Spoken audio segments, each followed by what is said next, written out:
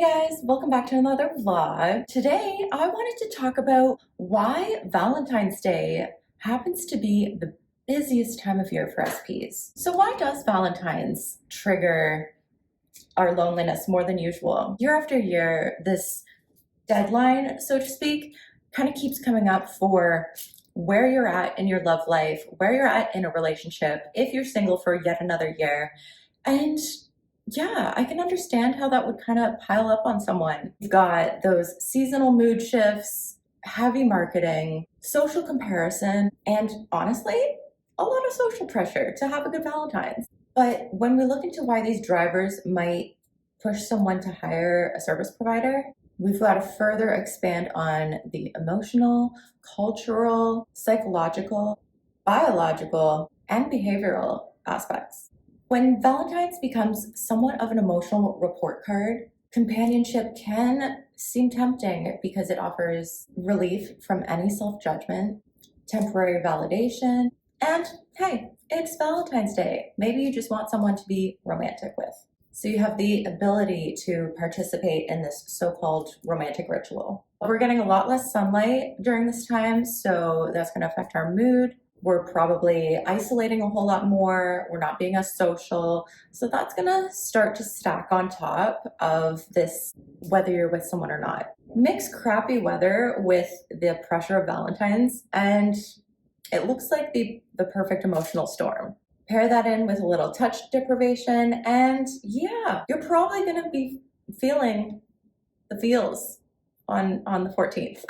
Again, companionship, while it might not be the most ideal situation, does offer that guaranteed touch, regulated, safe, which can be extremely powerful during the winter months. Now, here's where they get you on Valentine's Day. We gotta remember that this is literally commercialized, idealized romance, where marketing upsells grand gestures, effortless chemistry, passion without conflict, and being deeply desired.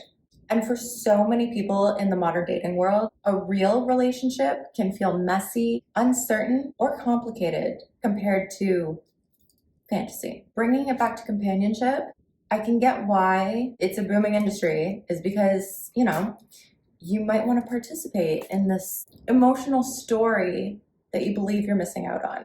Can we also talk about how the fear of rejection peaks on Valentine's Day? Also, Valentine's isn't just hard for single people. People often tend to compare their relationships at this time, feel more pressure to perform acts of romance, notice emotional gaps way more clearly, and both parties in the relationship may experience conflict due to mismatched expectations. Therefore, pushing some men to cheat on their partners because they may want admiration without negotiation, emotional ease, and even a temporary escape from relational responsibility.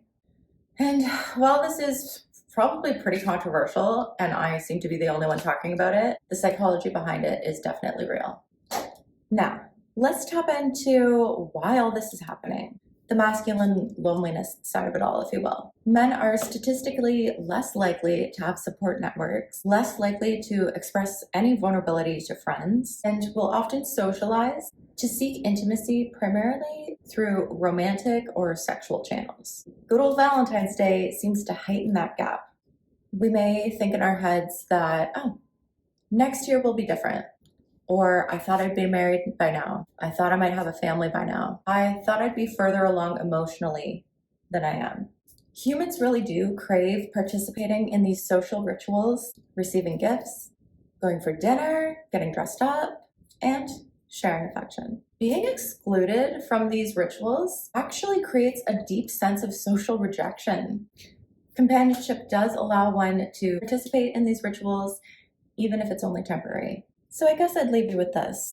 Valentine's doesn't just highlight romance, it highlights emotional hunger, shining a loneliness on comparison, pressure, unmet expectations, and the very real need for humans to feel nurtured, connected, chosen, and seen. And there's no shame in that. If anything, it should show us how deeply wired we are for connection, touch, and intimacy. But what I've seen over the years when people tend to outsource connection, while comforting, doesn't always solve the wound underneath. And this is why I've stepped out of my comfort zone to design masculine alchemy. I'm not here to teach you how to get women, but to rebuild your internal foundation so you don't feel at the mercy of loneliness, rejection, or emotional isolation in the first place.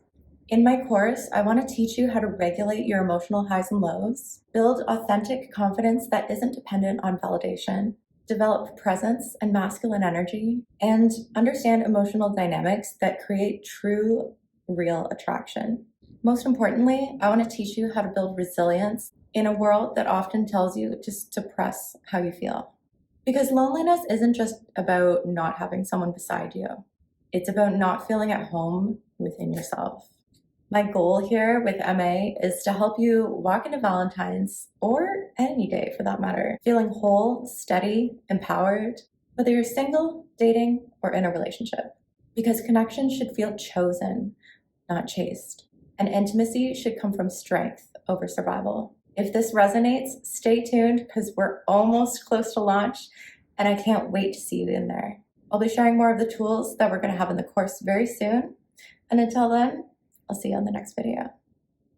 Bye.